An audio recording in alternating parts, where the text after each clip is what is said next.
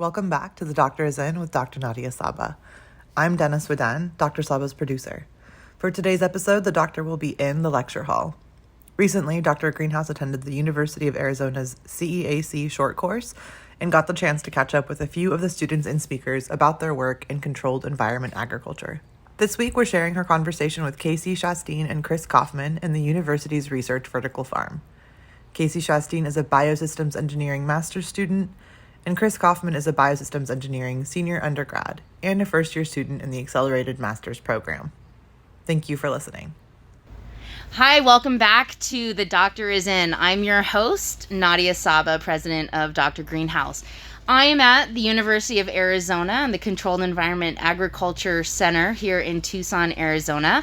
And I am in the research vertical farm with two master's students, Casey Shasteen and Chris Kaufmann. Hi, guys. Hello there. Thank you so much for doing this interview with me. I'm really excited to learn about your experience here in the vertical farm, which is new since I graduated, which was kind of a long time ago now. But I'm excited that you guys are now doing some research in this new exciting field of vertical farming.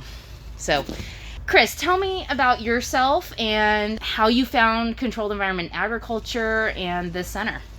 So I am born and raised Tucsonan. Been here since I can remember. Not sure whether or not I want to get out of it or not. We're still on the fence about that one. But yeah, my experience with controlled agriculture has been kind of weird because I have no previous experience with agriculture. Wasn't raised a farmer. No farming experience or inclination. I've always kind of had a passion for biology. I really like, as a child, I always liked going to the Desert Museum, seeing how the natural world and getting involved with that. So I've always kind of had a passion of biological systems and kind of how they work and interact with each other. And then by the time I rolled around to high school, I kind of got more involved with the engineering kind of side of things. I did a lot of engineering clubs after school, things like that. And then I think it was senior year, we had a little project we had to do, and I wanted to build an aquaponic garden, which I saw online, and I thought was really cool.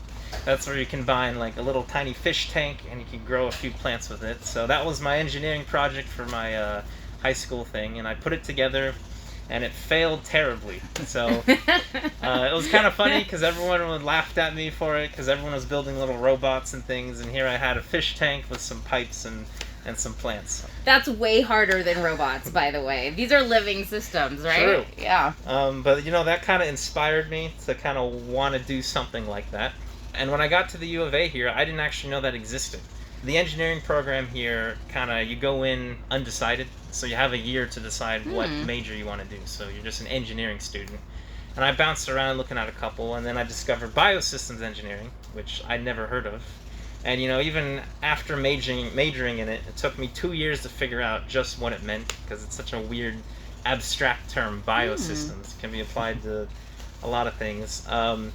But then, I was working for one of the engineering summer camp that they have, where they get a lot of incoming high school students and kind of show off different parts of campus in the engineering college. And I was one of the counselors for that. And we came to the CEAC one day. And this is the first time I ever went to the Controlled Ag Center.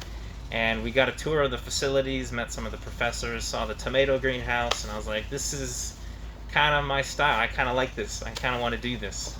And after that, I got in touch with Dr. Tollefson, and I got a student position in working in the greenhouse. And then from there, it's kind of snowballed into working here. That's awesome. Nice. Casey, tell me about yourself, and also tell our listeners what we're listening to in the background. The maddening clicking you hear behind you is a multiplexer, which is part of the control system of the vertical farm, and it runs all the time. Basically, it is the actual physical switching of wiring inside the data logger, which allows it to read instruments sequentially as the program goes through its sensing loop. Wow. We're going to take a picture of the guts of this to post with this interview, because it's very fascinating when you look at all the wires and everything that's going on in the background making this clicking. So Casey, tell us, our listeners, about yourself and how you found Controlled Environment Ag.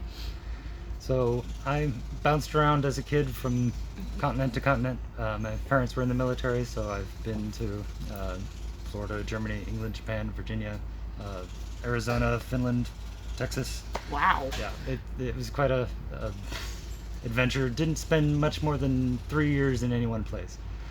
And during that time, I mostly developed an appreciation of mathematics Okay. and physics, and I wanted to understand how the universe worked.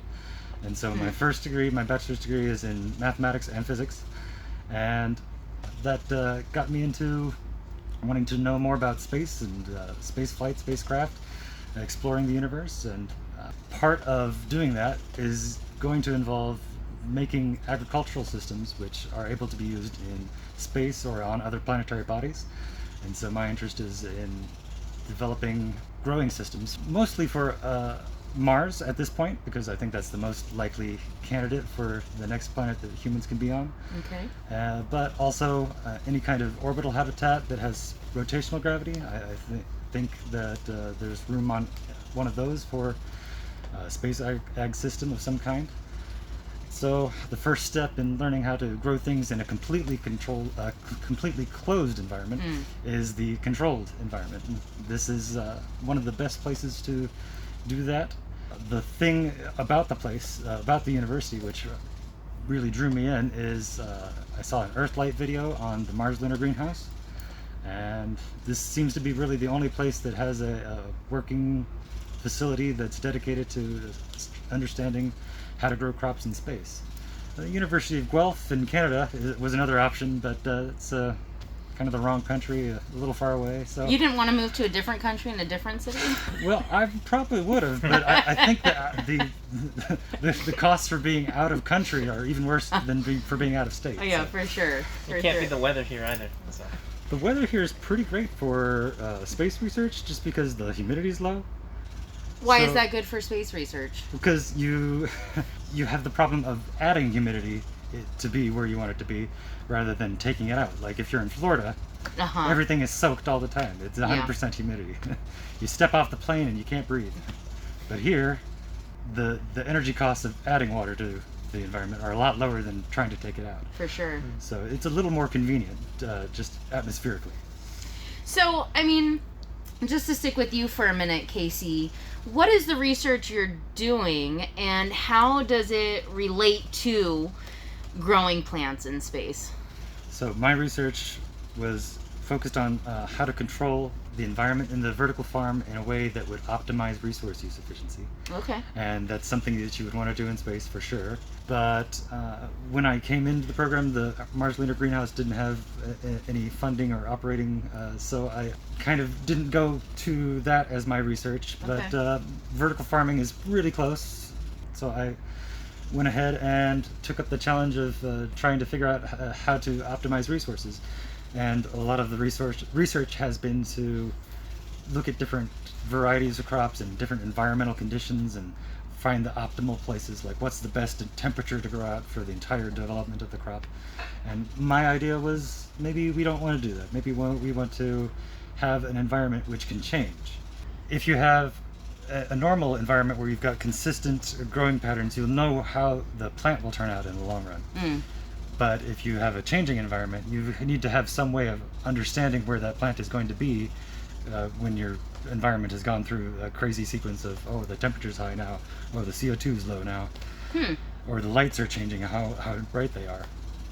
And the way to do that is to have a growth model which is accurate in changing environmental conditions, and a feedback mechanism to make sure that that growth model is actually on track. And so I came up with some experiments to kind of test that and to calibrate a model that did that. And the way we did that was grew a bunch of crops at various set points and different varieties, and changing CO2 conditions, set CO2 conditions, and then used the model to calculate where the model thought it should be, and used the data from the plants to understand where the plants actually were, and then adjusted the physiological parameters that the model uses as a base to get the model on track with the observed data. Then we did a test run to see how well it was able to predict when you start having CO2 in different places in the growth. So first week, second week, third week, fourth week, high CO2, and can the model predict how the plants will actually develop? I have like a million questions. Okay. And for the feedback part of that, I had a camera system looking at the plants as they grow. Oh, wow. And so I observed their expansion as they developed.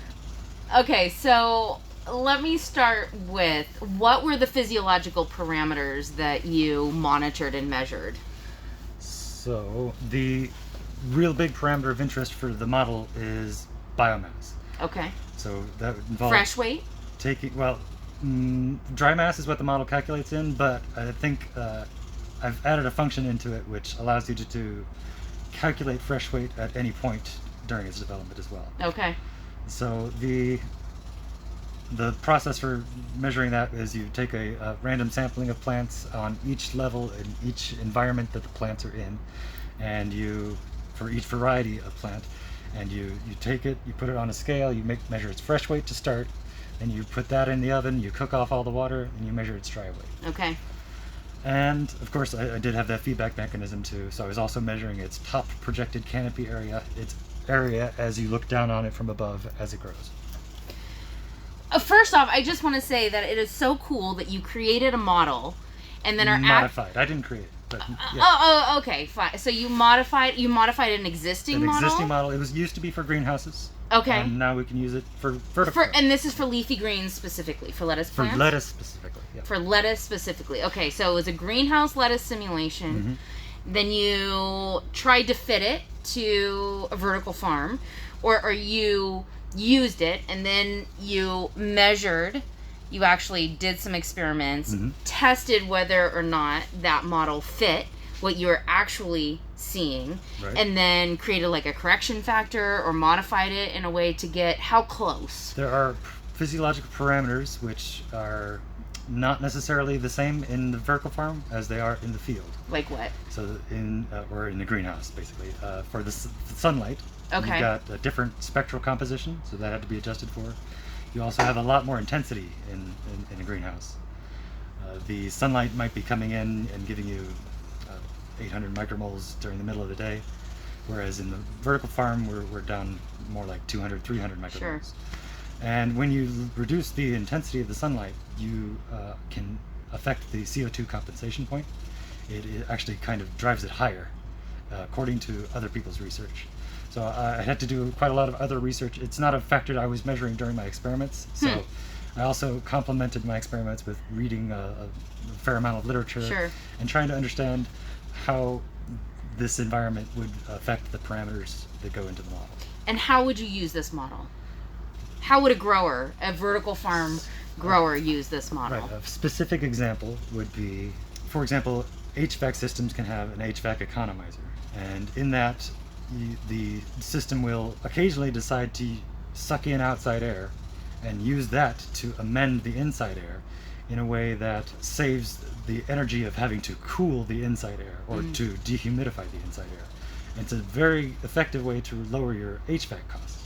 However, in a vertical farm, you're trying to have a high CO2 environment, so you're quite frequently injecting CO2. So you're every time you pull in outside air, you're displacing the air that's inside the farm, and you're losing your CO2. So you're gaining energy savings on the HVAC side, but you're losing money on the CO2 side. So a system which can model the effects of losing CO2 and understand how the HVAC system gains its economy benefits will be able to weigh the benefits of either ventilating or not ventilating in using an HVAC economizer. So if I may just take this one step further, I'm just going to ask one more question associated with exactly the example that you gave. Sure. Could you say, okay, so we're going to use an airside economizer to cool and dehumidify the vertical farm, but we're going to displace all this carbon dioxide. Now we're going to have basically ambient CO2 levels. Could the simulation then say, okay, what is the light level or what is the temperature now that I should be targeting to make up for the loss of CO2? So if you're running, 1,000 parts per million at 200 micromoles, and you're like, well, I want to save energy, could you then say, can the model then say, well, then at ambient 400, you need to turn the lights up to 300 micromoles? So that's the third part of the control system that I didn't do for my own thesis. Okay. But the way that I foresee it working is you have a machine learning algorithm which will basically trial different environmental scenarios running into the future of the crop until the harvest date that you want. And it will find the right sequence of events to minimize the resource use over the remaining crop development. And then we'll also attempt to target your desired yield and harvest time. And here's the balance of these parameters in order to achieve that goal. Right, and it should find a near optimal solution to give you the perfect environmental conditions based off of predictions about what the costs of lighting energy or the outside weather is going to be. So the cost of energy from the lighting company can be a factor, and the outside energy, the outside temperature. If it's a hot day, that can save you HVAC time. Sure. Is it also the cost of, say, CO2? CO2's cost is pretty predictable. It kind of comes from the petroleum industry usually. Okay. But if you were maybe running a different source of CO2, like mushrooms growing next door, that could possibly Factor be in. integrated into the system. It might be a pretty complicated thing to do, but we need more math majors to be modeling and simulating biological processes. That's pretty amazing. I had the head of my previous university gave a talk, and this was before I was even interested in ag, but he called it the cross-pollination of disciplines. Yes, I love that. I use that word a lot, cross-pollination. So Chris, you're technically a senior in Biosystems Engineering, but you're doing the accelerated master's program. So that means you're also a first-year master's student? Yeah, so kind of how it works is the engineering department and a couple other departments at the U of A allow what's called an accelerated master's program, where you can get a master's degree in your specific major within a kind of condensed timeline. So I'm eligible to take up to 12 credits of master's classes this year. Okay. Which will put me ahead, and it kind of is like me starting my first year of master's. Although next year, so I'll graduate from undergraduate school in May, but then next year I'll have 1 year left and hopefully graduate from master's with a BE master's degree. So I'm kind of I'm looking into my research now. I've identified my projects, and I'll probably begin working on it over the summer. And what is that project? So in vertical farming, this facility here was kind of all about optimizing the growing conditions for benefit of actual commercial growers, because a lot goes into vertical farming. It's a very high energy and high labor kind of intensive process. So growers really need to optimize their kind of conditions. So light levels, CO2, things like that. So if they're not running optimal, you're prone to losing costs, and then that's a risk. So one of those things that's kind of been overlooked is airflow. A lot of vertical farms are kind of remodeled warehouses. You buy an empty space in an urban setting or in an urban city or whatever, and you kind of renovate it to accommodate this indoor vertical farm. The problem with plants is they're not like people, and therefore these buildings that are being renovated aren't designed, specifically the HVAC systems aren't designed to accommodate plants. So when you have like a central blower or a couple blowers in like the top corner of the room, sure, you might get adequate airflow, but you're going to have to expend more energy as a process or as a result there. And the other thing is, since you're growing indoors, you're prone to stagnation of air because you don't have as much mixing around. So older vertical farms have tried to mitigate this by just having like computer fans or some central blowers, but there's been a lot of studies and a lot of research into optimizing airflow across the plant canopy to try and mitigate that formation of what's called the boundary layer. It kind of gets a little into fluid mechanics there. So you get this stagnant layer, it's called the boundary layer, across the plant canopy, and what happens then is it kind of inhibits the process of transpiration. So, transpiration is all about pressure differences in the air and in the root zone. So when you don't have an optimal difference there, the transpiration won't be occurring at its most optimal rate. So what happens as a result is the plant is kind of prone to deficiencies. So the one we're kind of looking into specifically that's been kind of a topic of the past research is tip burn. So yeah, that's just a calcium deficiency mostly, and it comes about from different environmental factors, but airflow has been found to really have an effect on it.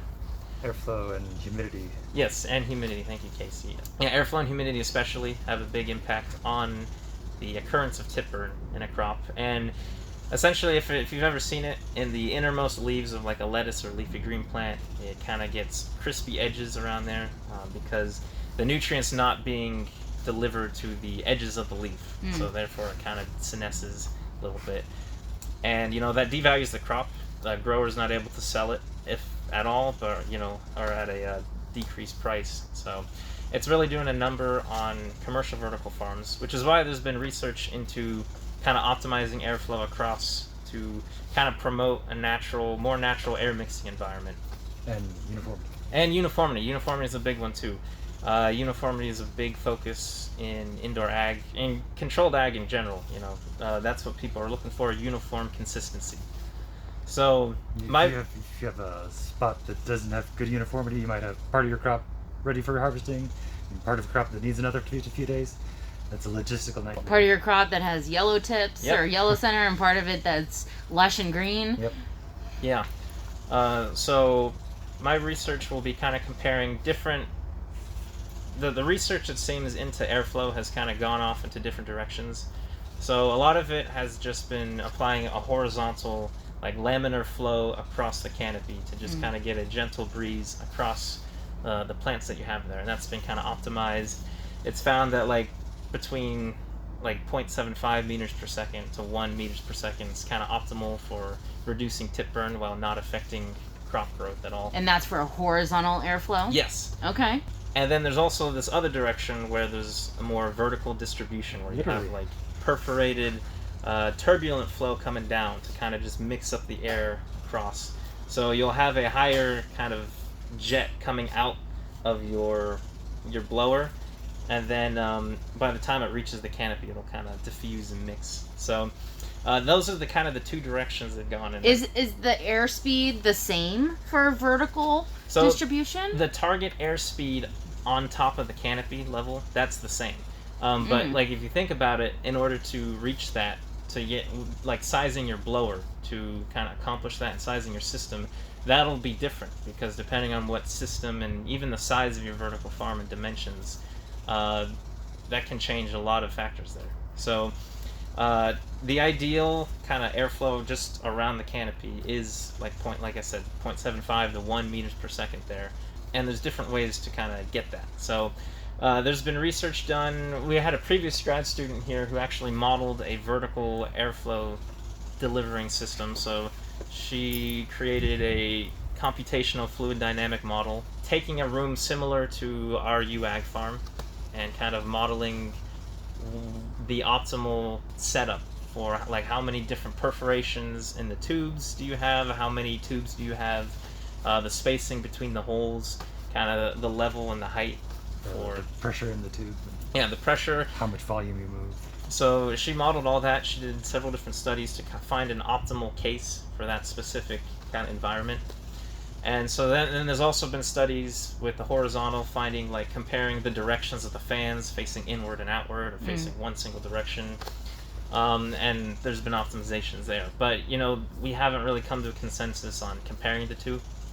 And, depending on where you are, vertical farms look very different. They're not all the same. Like, for example, here in a lot of in the Western countries, like Europe and the US, there's a lot more head height between levels. So I'm not... What's a lot? So... Because they still seem pretty short. So, yeah, it's still pretty short, but, here, like in our chamber, we have, that's like 2 feet there in height. Wow. That's a lot for a vertical farm. It's a lot for a vertical farm. But You then, need to squeeze another layer in there, you Exactly. guys. But then, in a lot of the Asian countries like Japan, like here you can see on the wall we have a picture of a plant factory there from Japan. The head height is really small, really narrow. So Okay. putting It's almost half layer and half head height. Oh Yeah, my exactly. goodness. Oh wow. So it's really condensed, which is good because you can fit more plants in there. But you can't fit a vertical airflow distribution. It just won't work. That'd be So- pretty hard. Yeah, in applications like that, horizontal is like the only way to go there. Okay. It's almost like the entire layer is a pipe.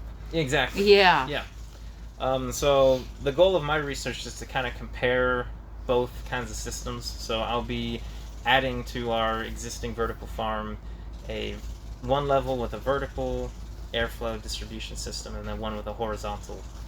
And I'll grow a crop, try and stress it out to induce tip burn at a higher DLI, daily light integral.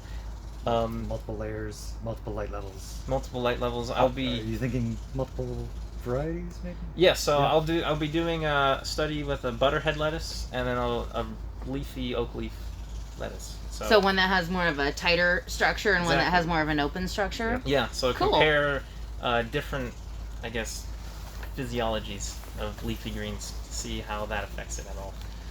And What's your hypothesis?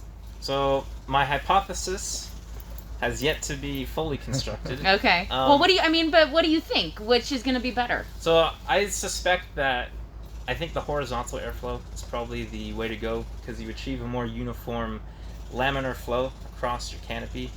If you take a look back here, kind of looking at this model, you'll see that with her model there, you'll see there's little spots. So it's not exactly uniform, ideally. Okay. You get some little dry spots, and Casey and I were talking about how you could kind of reduce that by maybe having the perforated pipe rotate. So it would kind of blow kind of slightly like one of your indoor fans, how it blows An sideways. oscillating oscillating. pipe or Yes, something? yeah. Okay. Yeah, and then I like that. that wouldn't necessarily give you a uniform flow, but if you average over time, Yes. Yeah. it would give you a more uniform flow.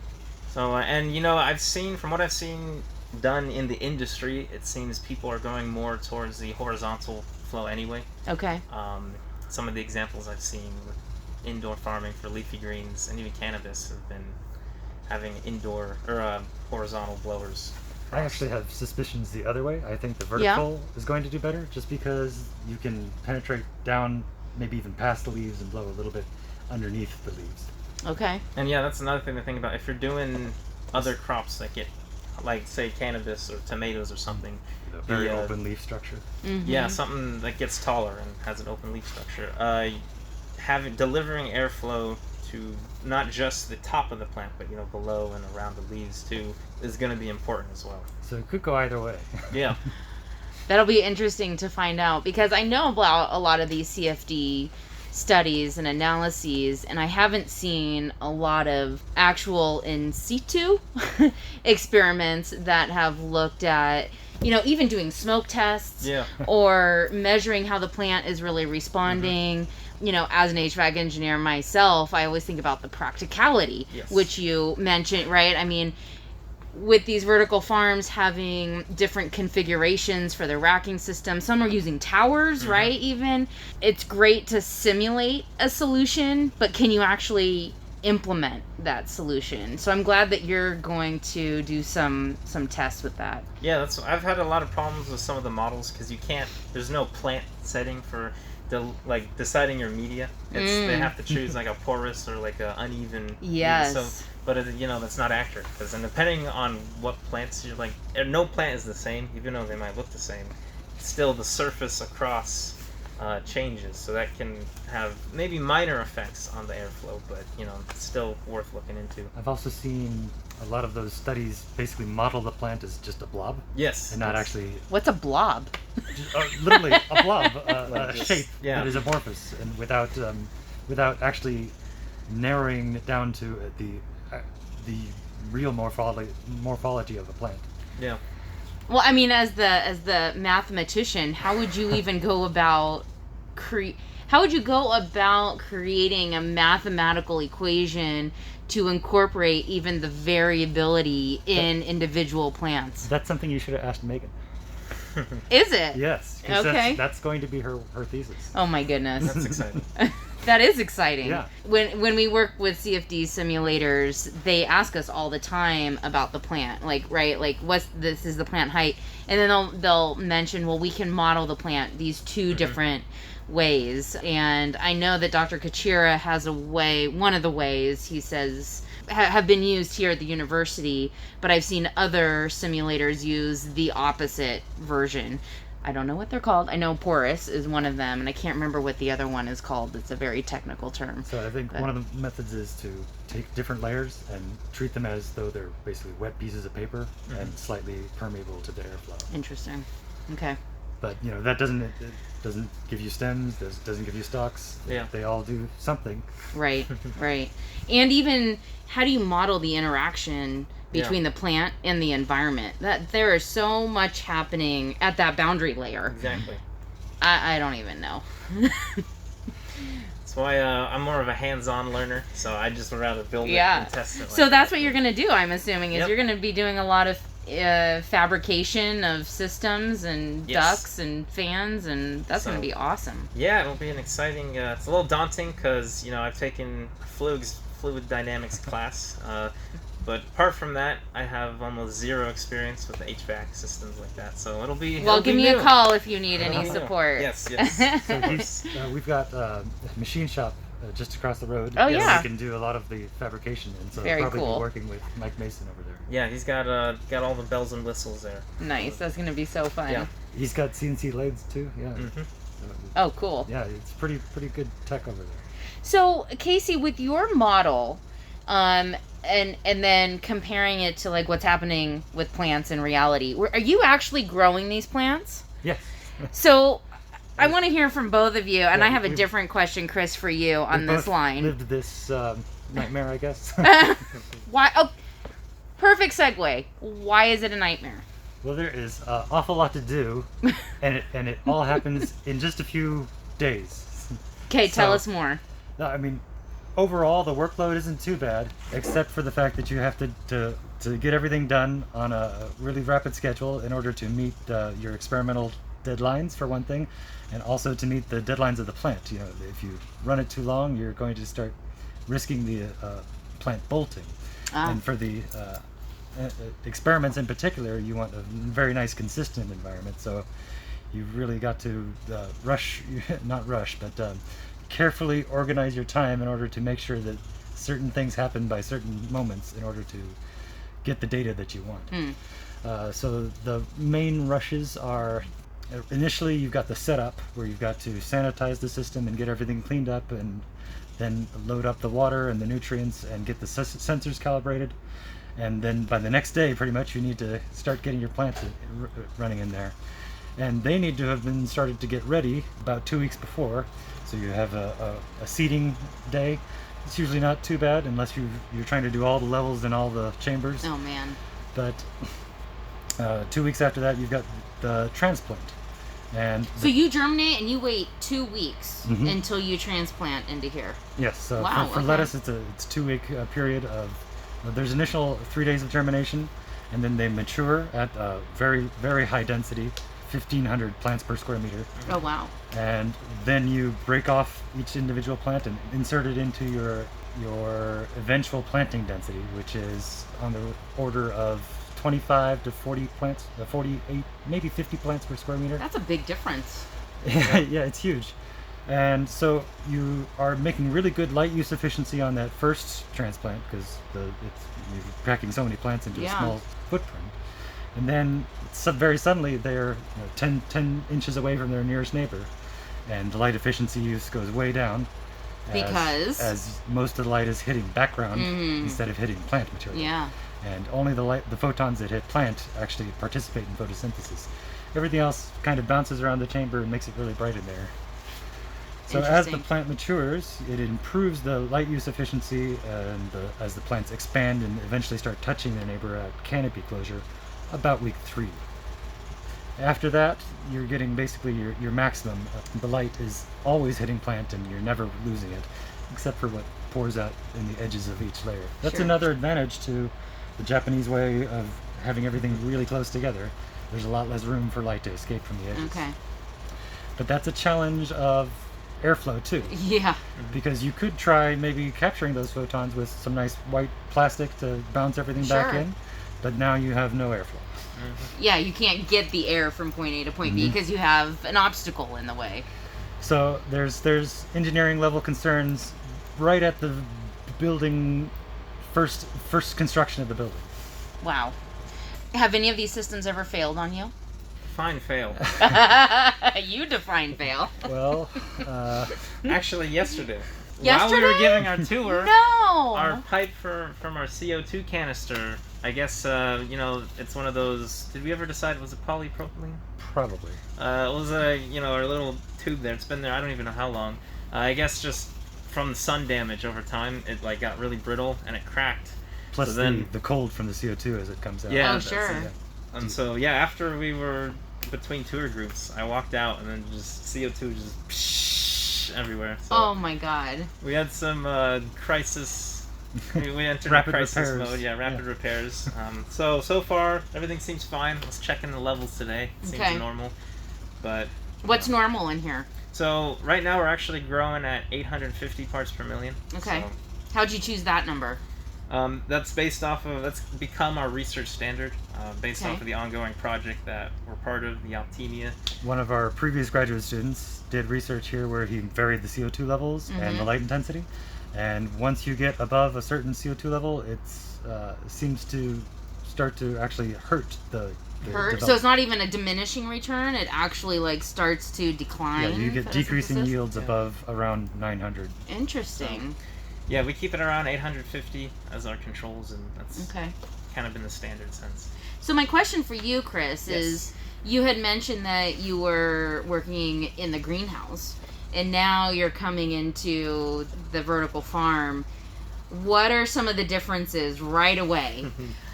So I'm not sweating as much. That's the first thing, Okay. which I guess you could say This is AC nice. unit up here is a very nice thing to have. Okay. Yeah, very nice. But yeah, I kind of wanted to get the experience of both because I'm still trying to figure out what direction I'd like to go. And obviously both incorporate similar systems, but working in a vertical farm is very different than a greenhouse. It's a lot more controlled, a lot more precision, at least in the research Sure. level here at the CEAC. And probably what people are trying to achieve at the commercial scale too. Yes, yeah.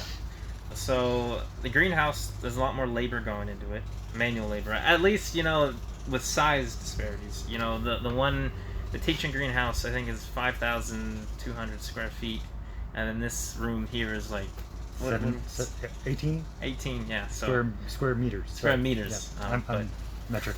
Oh yeah.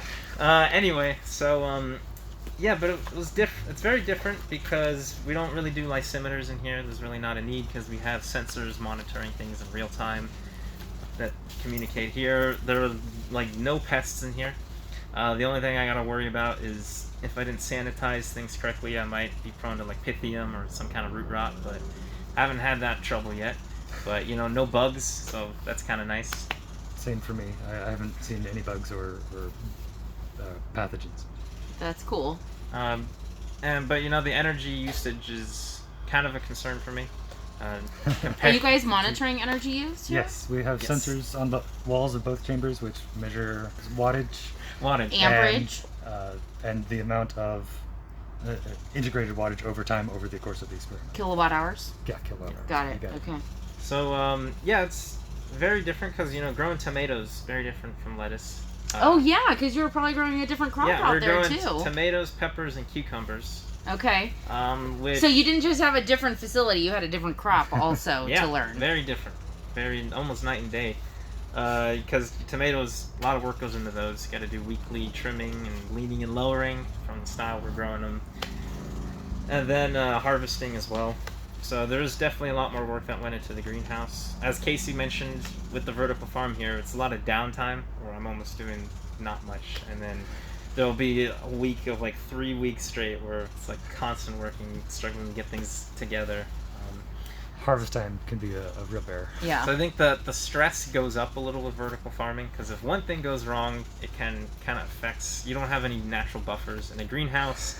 If you have supplemental lighting, they don't. They go out. At least you still have the sun, right? Mm. Or, you know, if things go wrong there's a little more, I guess, room for error.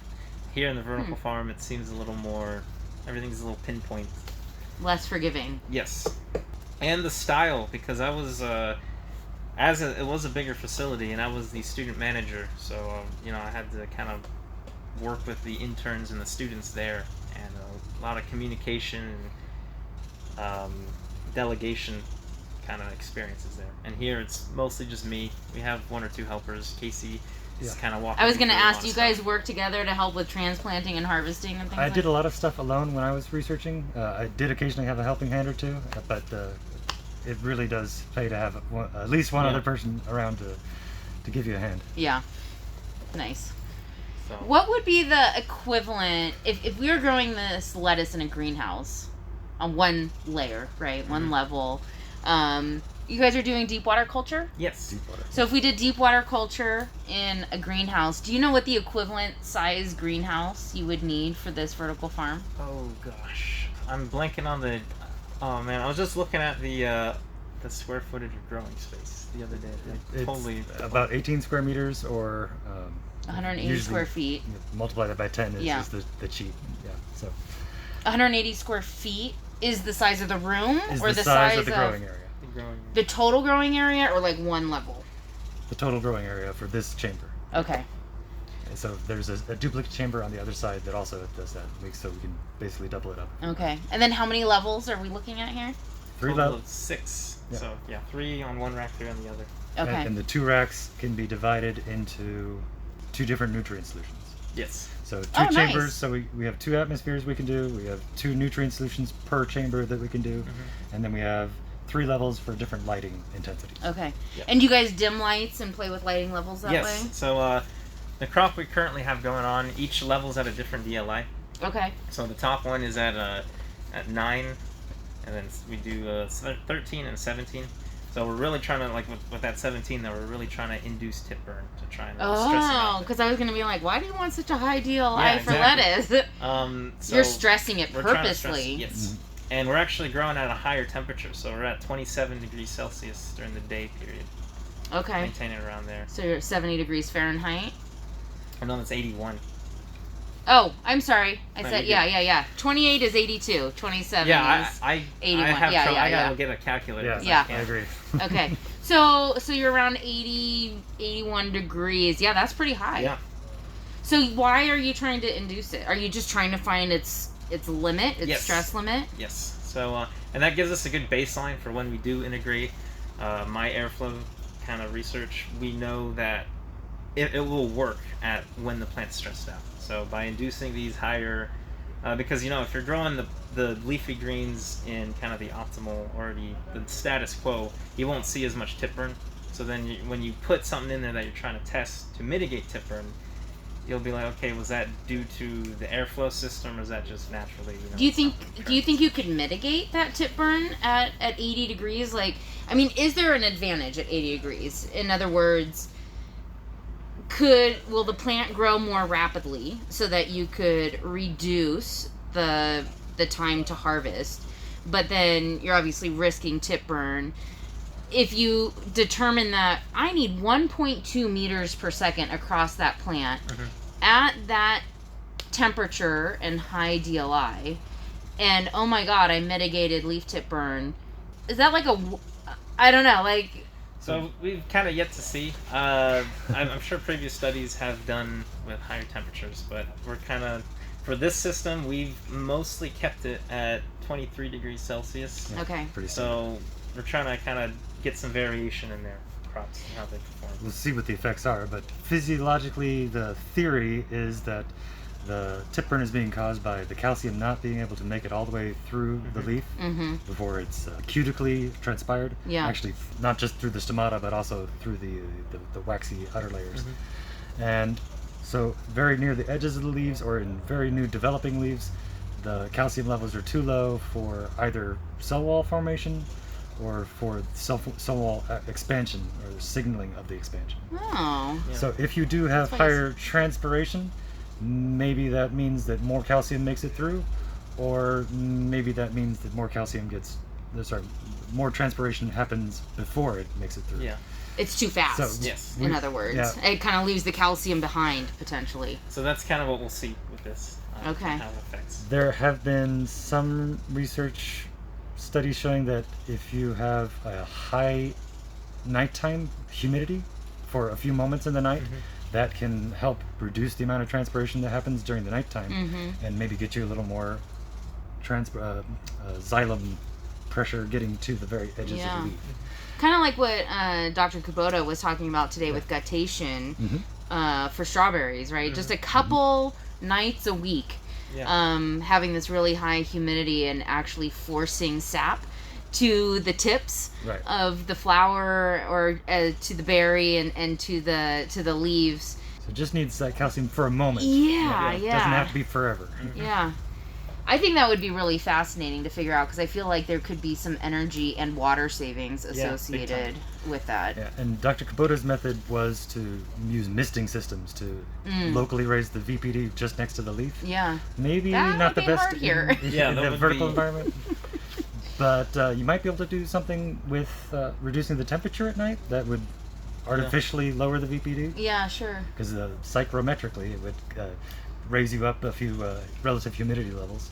True. Might be an effective method.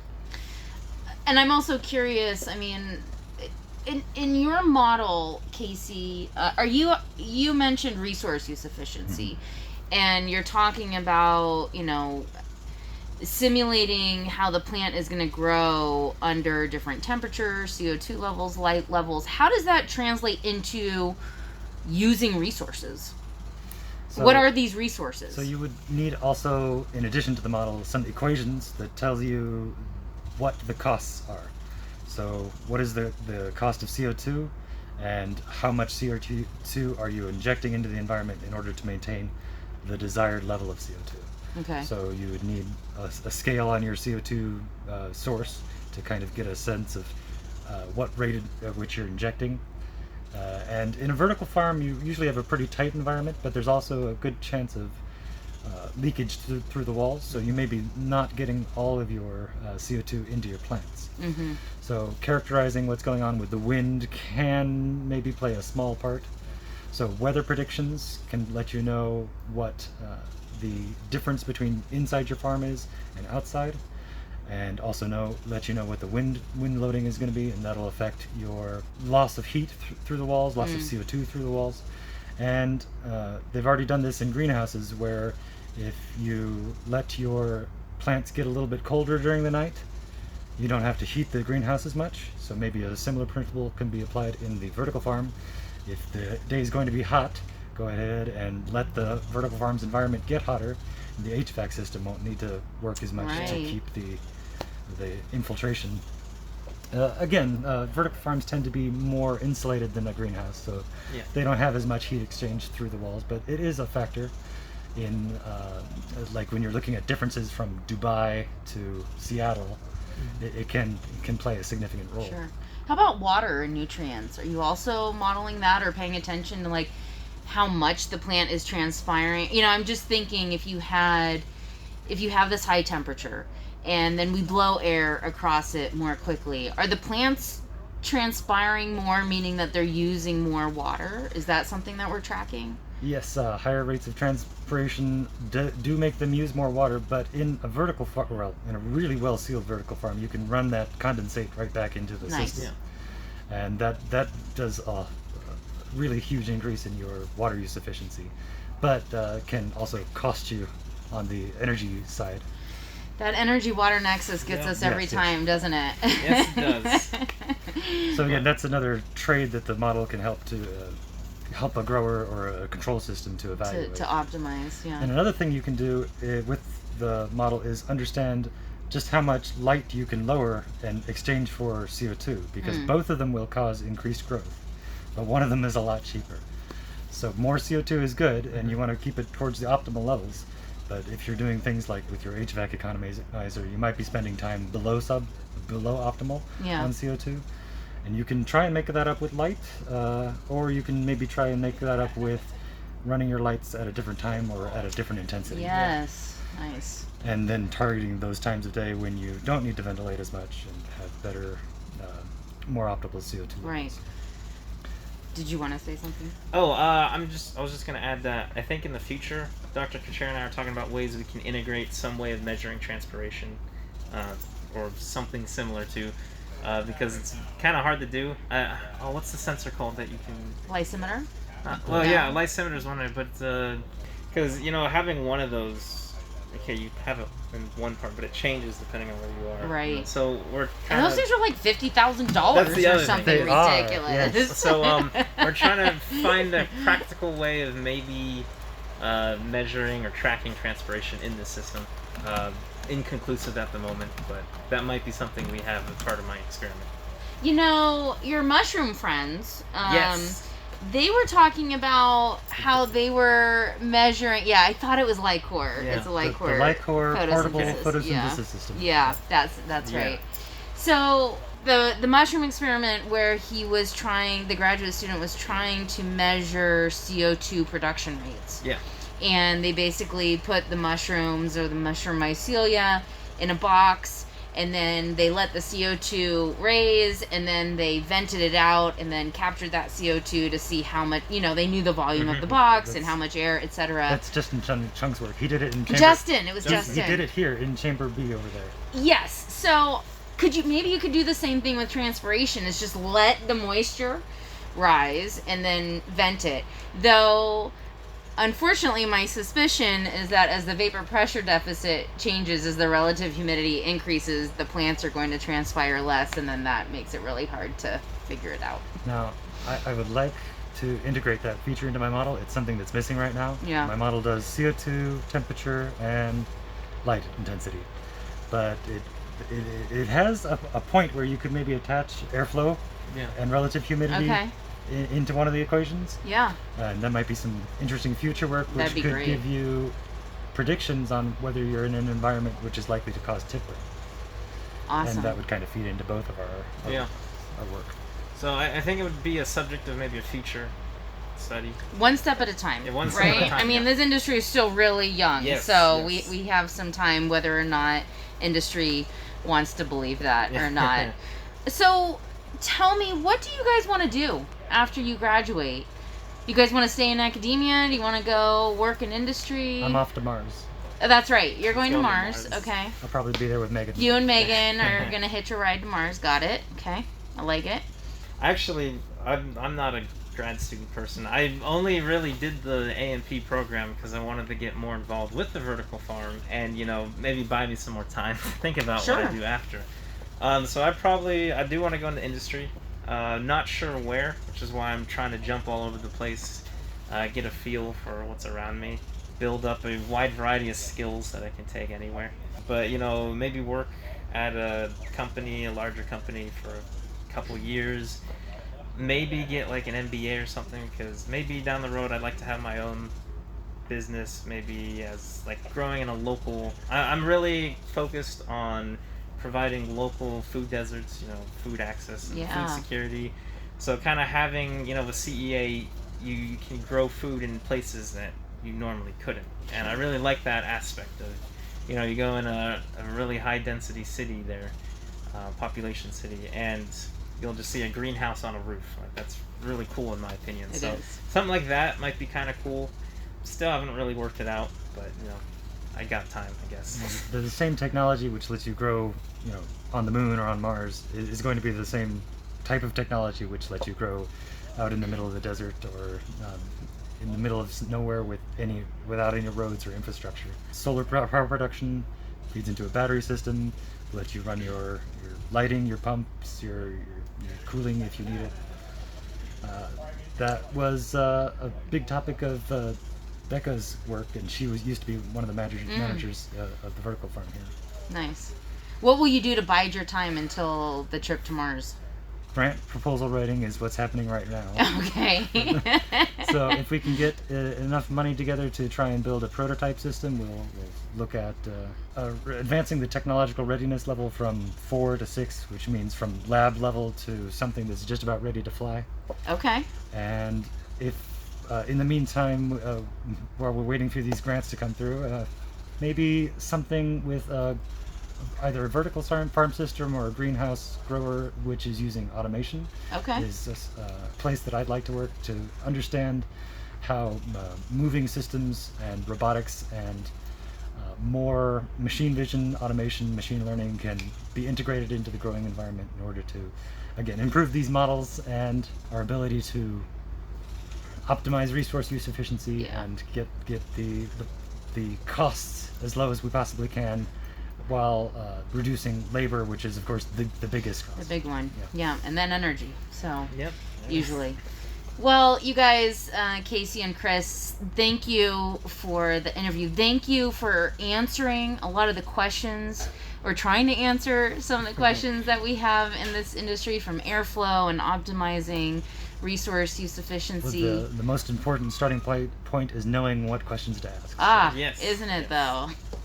And a lot of people in a new industry, any new industry, don't necessarily know what questions to ask. They don't know what they don't know, right? Yep. So thank you for bringing some of this to the forefront and to light. I'm really excited to see what you guys do in the future. Well, thanks for having us. Thank you. Yeah. Awesome. That was Dr. Nadia Saba interviewing the master's students at the University of Arizona's CEAC Research Vertical Farm. More information can be found on our podcast website, drgreenhouse.com. Subscribe for new episodes every week, and as always, thank you for growing with us.